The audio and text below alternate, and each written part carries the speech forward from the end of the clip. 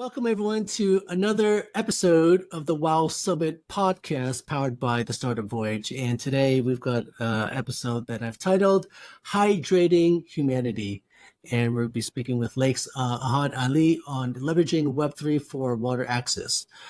He is the Director of Communications at Lak3, a dynamic Web3 ecosystem revolutionizing global water access.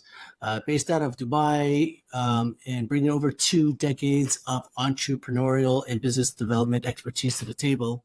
His career journey includes founding The Studio Works, a creative design and marketing agency, and leading numerous successful ventures in diverse sectors such as AI, blockchain, ERP, and digital marketing. So his role at Lak is pivotal in driving the mission of democratizing water access using Web3 technology and aligning with his commitment to innovative solutions and sustainable growth. His extensive experience will be shared on this podcast as it spans several industries and markets. And he's a very versatile and strategic communicator and business developer. And if you're going to the WOW Summit, WOW Summit is March 26th and 27th. He is one of our headline speakers for that event. So welcome to the show, Ahad. Thank you so much, and quite an introduction. Thank you so much.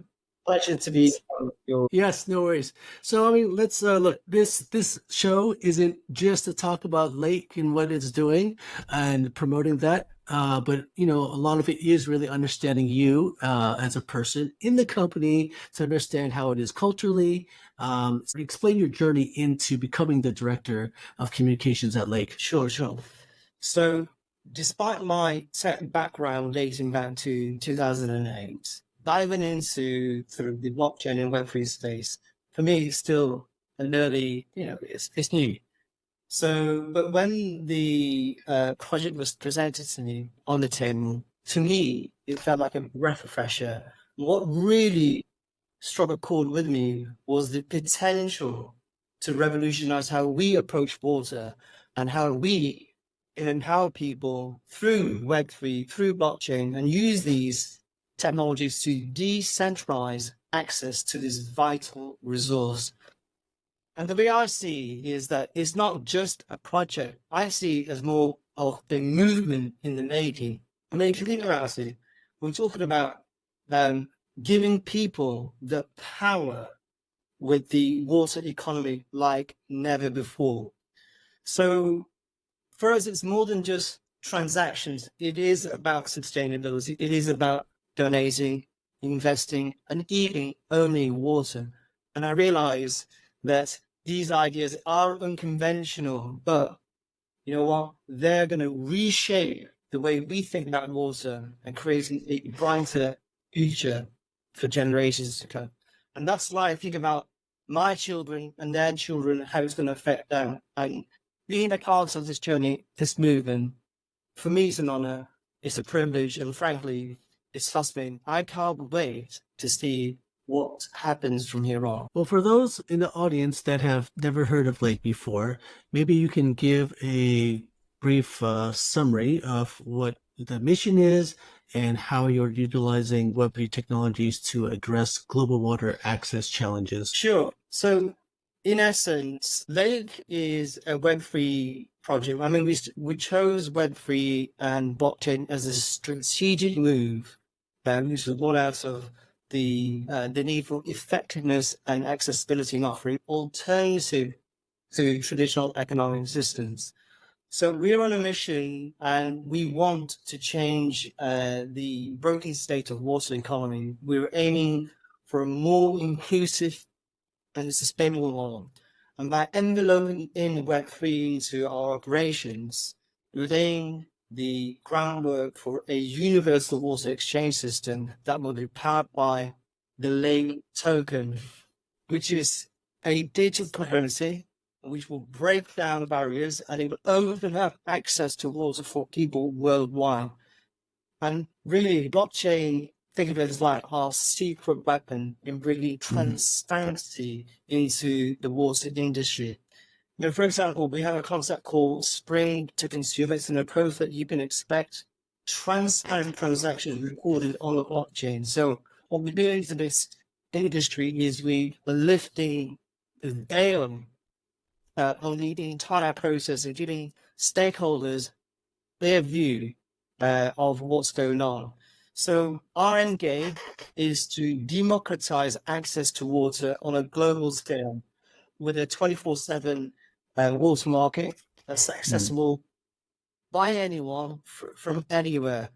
However, do keep in mind, we're still at the early stages with Country or protocol.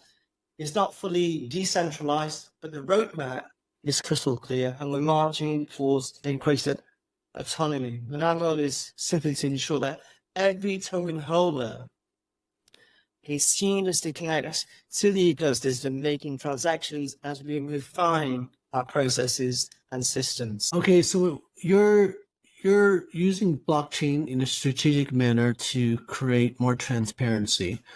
Can you, maybe you can explain the water industry itself? What is not being transparent? Well, what is being hidden, or what is not being conveyed to the regular consumer? When I buy a bottle of water, I have no idea. I see nice packaging, right? And I assume it's safe because it's sold everywhere. The source, I have no idea. I have no idea, if it's really from a spring, right? Or who knows where they get it from. So, what does blockchain what is it actually solving, and what type of transparency is it creating for the public? So, first and foremost, look, from our perspective, it's clear that there is a gap in financial services between developed and developing countries, and it's glaring. So those who only developed nations enjoy the convenience of widely accepted currencies and various payment methods, while many in the less privileged regions face significant barriers. So when we look at these limiting banking access and reliance on, say, cash transactions and the absence of a robust payment infrastructure, they hinder participating in a global marketplace, limiting opportunities for countless individuals. And this disparity reduces access to water, which is obviously a fundamental human right and a resource that's essential for life. And we recognize this.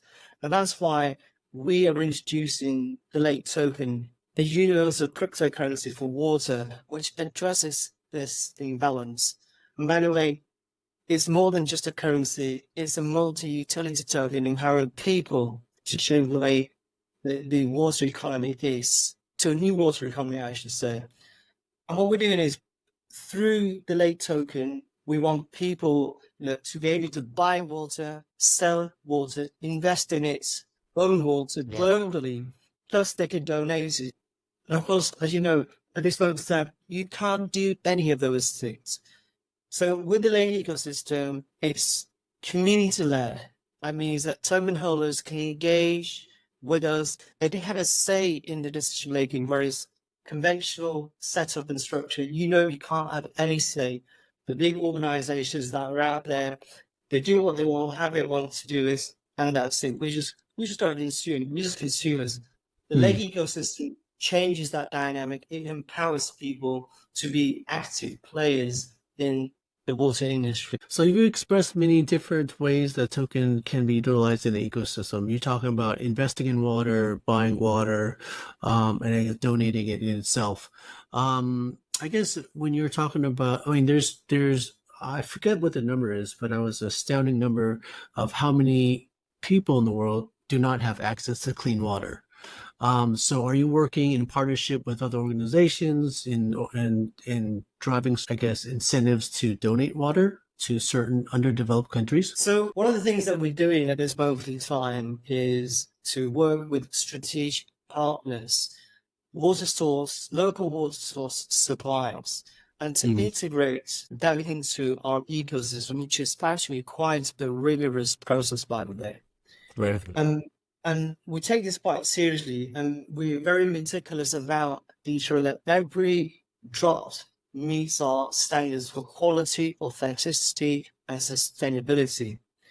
And to make sure that we're on the right track, we've actually teamed up with trusted partners like Eurofins Hydrology Centre, which you can check out on the website, which is Euro, to guarantee the water is pure, that the water is safe to drink.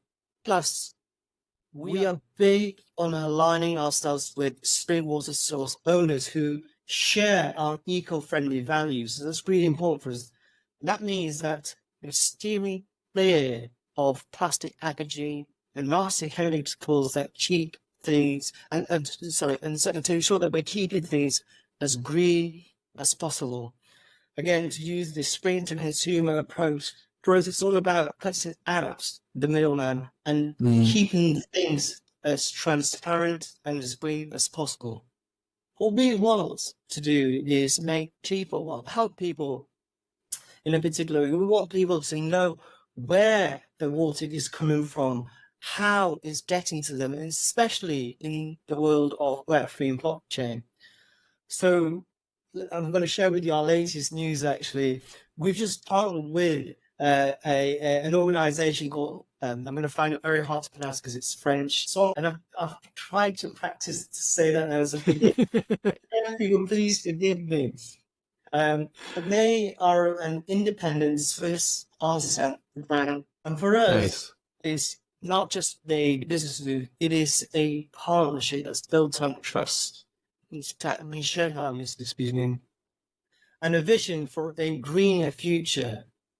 And so what we do is we're bringing millions of liters of high quality water into the blockchain realm through the Lake ecosystem, which is all really, really exciting stuff.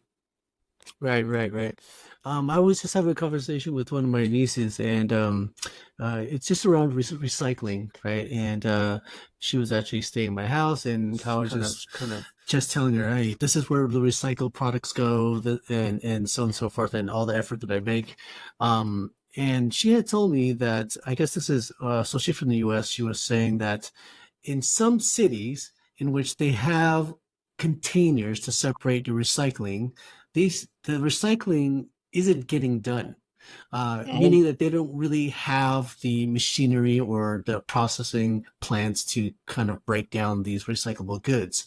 And what happens is it's almost like being funded. I don't know if this is true, but funded by some businesses that just want to take part of this initiative that they're doing something sustainable.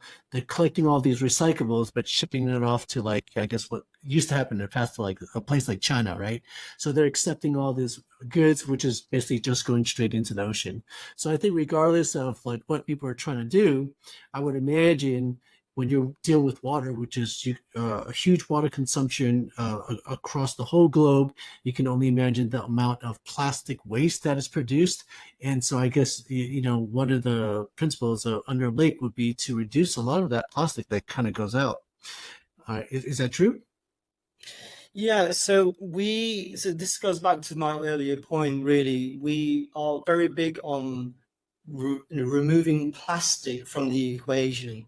Right. And we are very strict in our sort of selection process for who we want to work with. Remember, if they're not aligned with our values for eco-friendly values, then we're not interested in working with that organization. So we want to take plastic out of the equation, introduce more eco-friendly solutions that's going to be more sustainable. We're even looking at, in fact, as part of our offering, is that we're looking at sustainable ways to ship the water, and that's really important. So we're not looking at, you can buy water from France. So you're in China, say, or Hong Kong, wherever you may be. You can expect to get water from France because it just can't. It's the carbon footprint that's involved in shipping that across is obviously not really. It's counterproductive. It's not really within what we want to do. What we want to do is work with local spring water source suppliers to reduce the carbon footprint, to make it as sustainable as possible, and to ensure that that water is being delivered in a sustainable fashion. Okay. So you talked about, transferring on the blockchain once again. How do you then manage the purity of the water sources and integrating that into your platform? How is that tracked? Like the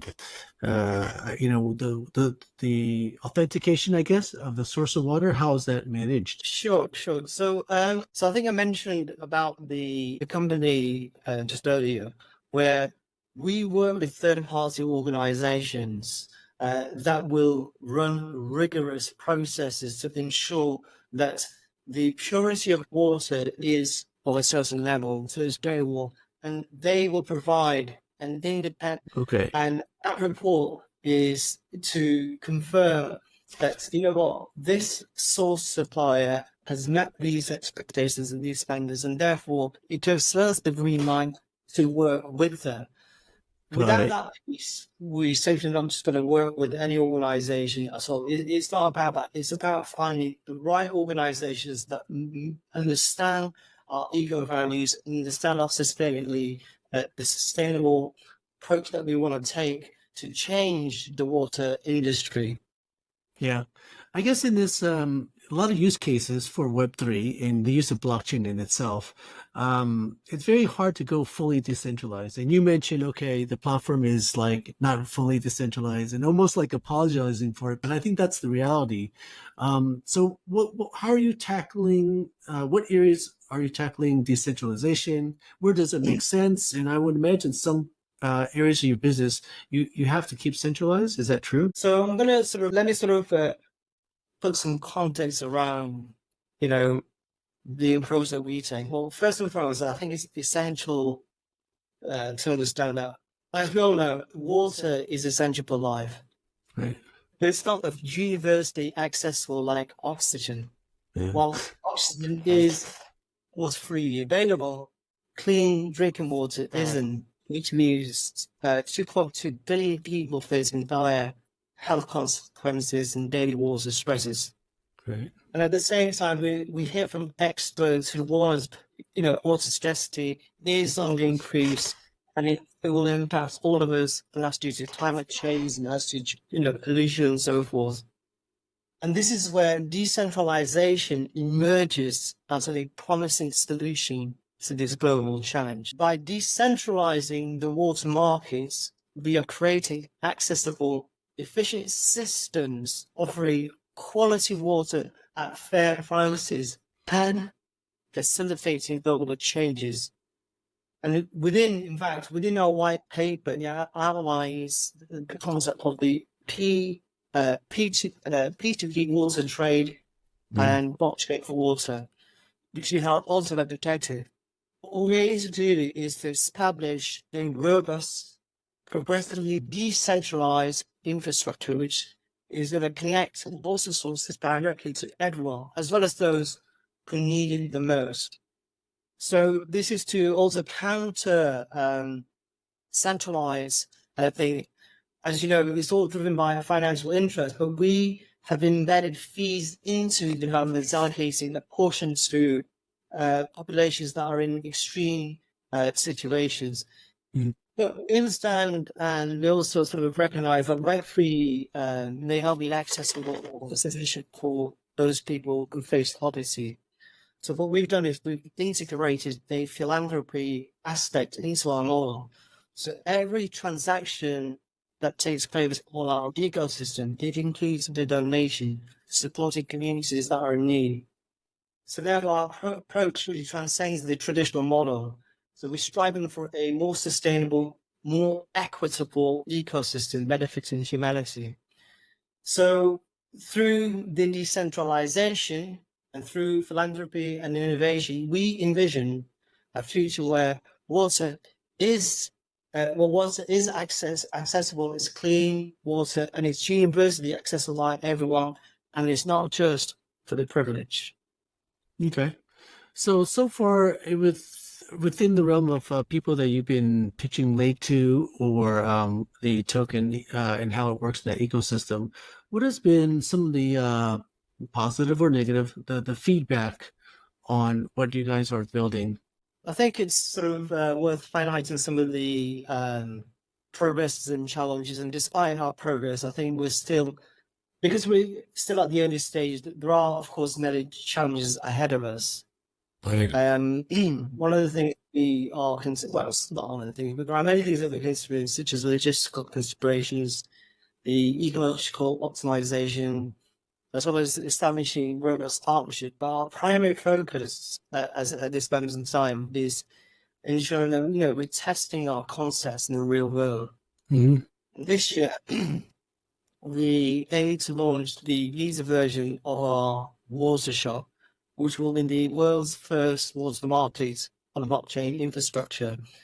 And what this will do is this service will actually connect the, again, the matter how pronounced from our shared water source with, with the late token holders to neighboring countries, to Switzerland, to France, and therefore allowing us to refine our concepts, I should say.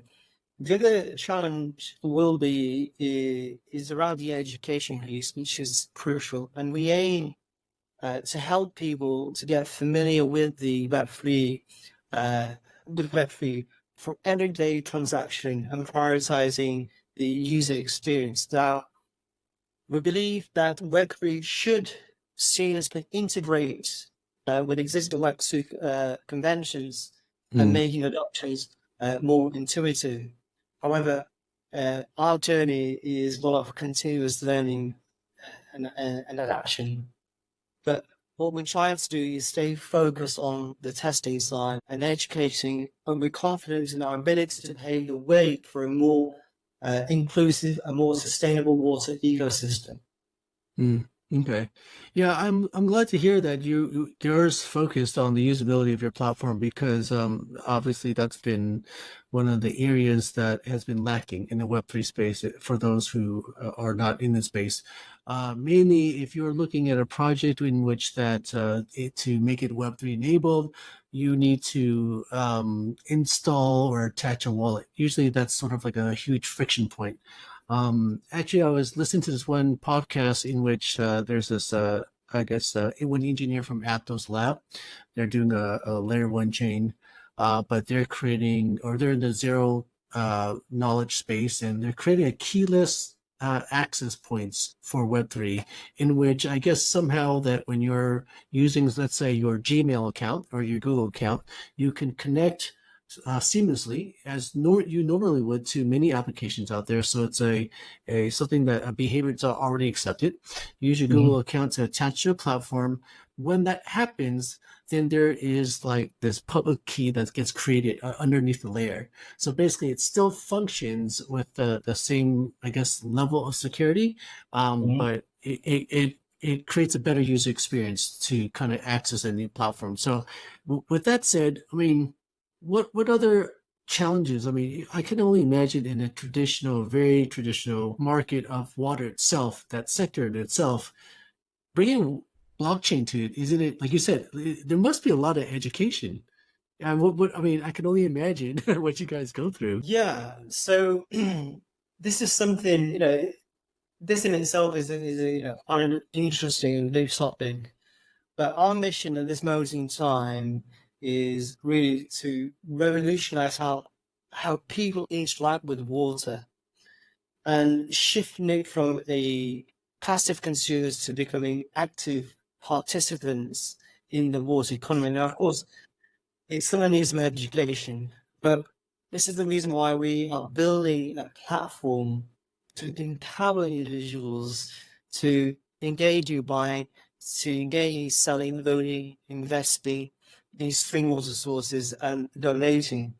I think, when we look at the traditional model, you'll agree that, many of us simply just consume water without giving it any consideration, whether it's from, how it's actually got to our hands, the quality of it, the environmental impact. Yet, water is such a vital source, and it should be a shared concern for humanity. And so by encouraging active involvement in the water economy, we're raising awareness of preservation, then equitable distribution. And again, it's that education piece. I think that education piece is going to be a key challenge. It's not going to happen overnight, but it's going to be interesting to see, how, it evolves. And I think our concept really, in some ways, it is simple. If you think about it, if the new water economy benefits all stakeholders, the more people are likely to be motivated to protect it and to sustain it. And as for those who are lacking, say, financial means or access to our platform, we've integrated fees into our smart contracts and have streamlined the community donations to ensure that they benefit and they're not left behind. So our goal is to foster a collective responsibility for water stewardship and incentivizing participation and making it inclusive. It's not happening overnight, but through this, we aim to create a more sustainable, more equitable water system for future generations to come. So I guess, is it fair to say, if I want to simplify it, your platform and the concept and philosophy behind it is actually to shift behavior, especially in the relationship of how people see water. Yeah. Learning about lay, honestly, I was just saying to the team earlier, it's like it's becoming almost like an encyclopedia of so many elements to honestly, it's an overwhelming amount of stuff to consider. I've tried to simplify it in my own way to sort of understand it. And I think, when we are conveying the message around, this shift from the conventional approach, when I first heard it, I should say as well, I was like, I didn't quite understand it. I'll notice the deep. Because we're talking about a concept that doesn't exist. And when Right. you bring a concept that doesn't exist in the existing status quo, it can be bamboozling a little. But when you think about what's possible through technology, through Web3, through blockchain, it then changes the dynamics. When we understand how we design real world assets and use modern day technology, when we merge those two together, anything is possible. So how can I simplify? Well, the new economy of water, I think, is one probably way of explaining this. But more importantly, it's giving people the ability to make their own choice around the industry that they've never had a say in. Yeah. And for Yeah. me, that's powerful. Right. But there's a million aspects to me, okay? And I think, and I reckon most people, or maybe not though, lots of people in the blockchain, crypto space, and Web3 space, they probably have as soon as their concept where, that centralized power isn't really working, for the everyday people. Yeah. And we know what that feels like. We're not fed up with it, right? Come on, let's be honest. In one way or another, we're fed up. We want to take charge of our sphere, let's just say, our world. Yeah. And I think, with the advent of blockchain and Web3, it's paving that way. It's really paving that way to give us so much more accessibility and freedom to conventional ways and means. And personally, I love that. I know I was really smelling, but I love that. I often love it. So yes, it's that rebellious aspect to it, but with time, I think with everything, whenever you bring a new concept into the market, it's like when Elon Musk brought out the concept of electric vehicles. The initial reaction was like, yeah, kind of like whatever, right? There was a lot of skepticism. There was a lot of questions. There was a lot of concern and doubts. And sort of for how's this going to work, right? Because we've got this existing infrastructure that's been around, since Industrial Revolution or just after that. And how are we going to get around that? But now, look at it. It's come so far. Almost their goals to have some sort of electric EV vehicle, right? Yeah. And, in a sort of similar sort of sense, at this moment in time, it might not be so easy to understand for the everyday people. But I think when you speak to the people who are in the blockchain community, the Web3 community, I think they're receptive, they're open to new concepts, new ideas, and disrupting the status quo. And eventually, I think it will become like, oh, okay, you know what, Lake, has come up with this concept, and it's easy to understand. And we can have, we buy into this token, and we get access to so much more than just buy water off the shelf. Yeah, I think for sure Lake represents the concept of what you guys are trying to do in the using the blockchain in decentralization. The one concept is the power, giving the power back to the people, right?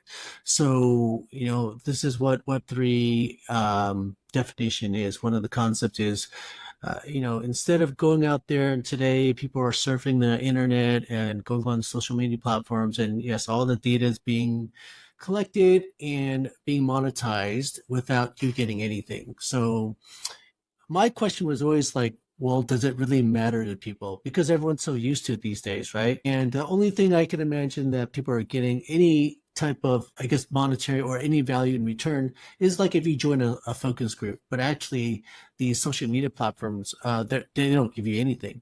So I guess the whole point is when you make it matter to someone, and you align it to their individual nature, in being more than like having, like you said, having no voice. Now they have a voice. It's a choice though, whether they choose to participate. So I think that's pretty cool. So when it comes down to empowering the individual under the Lake ecosystem, tell me more about that participation. So walk me through, because right now I think much of the Web3 world is very, very focused on the capital, the financial aspect of it, like what coin's going to pop next and what's happening with the Bitcoin ETF. But everyone's kind of in some cases forgetting about, what blockchain is really trying to do. So under your platform, walk me through, like, I guess the individual empowerment of owning a token specifically. So like, how do I enter the market? Like, what do I do? Do I go in and I buy some of your tokens? And what is the journey of a new user coming onto your platform? Maybe you can walk me through that. So this is one area that I'm not going to be able to elaborate too much on. And I Okay. don't want to sort of come up with an answer that is not fully sort of comprehensible. However, when the token becomes available for people to buy, I mean, at this point in time, the state of we're at is at the pre-sale phase. Right. We're at the prime sale, and we're drawing close to our goal, which is a 3 million USD goal. And then once we reach that, we then enter the pre-sale phase, and that's when we're going to be opening up to people to buy the token.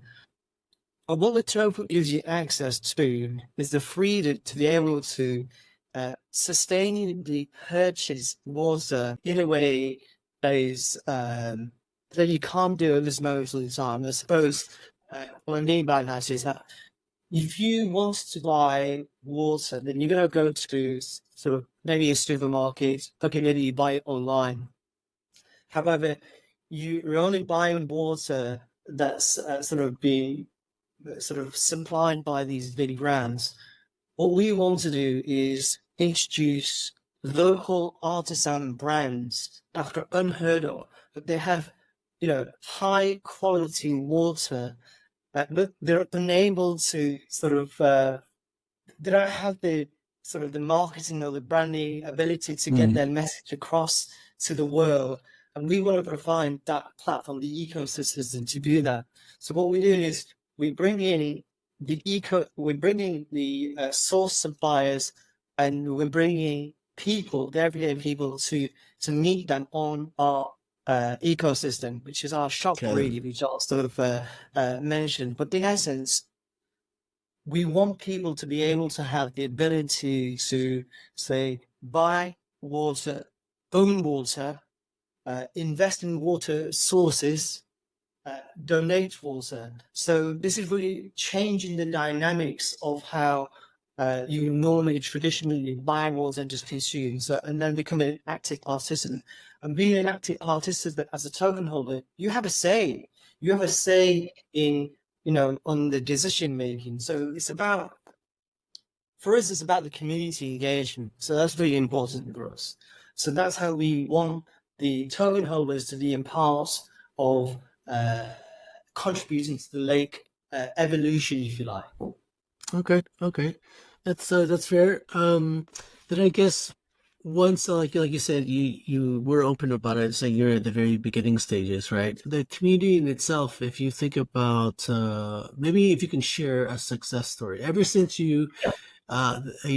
since the inception of Lake, maybe you can share, a story that really just made the whole team realized, yes, we were on the right path. This is a platform we need to get to market. Sure. So, yeah, I mean, you're right. We're still at the early stages of our journey, and but we're already making some significant strides towards impactful change. While I'm excited about our first social impact initiative, I'm going to let our marketing team unveil that. However, our message on I will as well. Currently, look, our main focus is on developing a practical and effective proof of concept, Right. the real world. And once we've achieved that, we will refine and fine tune and optimize our model before we expand it further.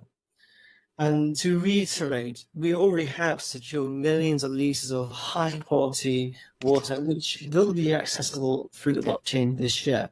Okay. And as more and more independent water source suppliers join our ecosystem, they will gain access to a broader consumer market, and they will have a far better growth opportunities. And ultimately, their sales are going to be enhanced, as is their profitability. Also, it is a symbiotic relationship that will strengthen our ecosystem, and it's also going to help strengthen the partnerships with everyone that we connect with. They will also benefit.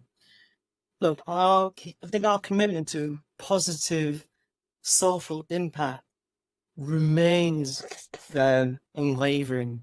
And as we continue to, what I would say to is, look, stay tuned for more exciting things as we strive to make, meaningful difference in the world. Right. Okay. Well, look, obviously there's a lot that is not being said, so I guess I'll have to wait. But for sure, okay. Let's go to maybe what you see the future of blockchain technology.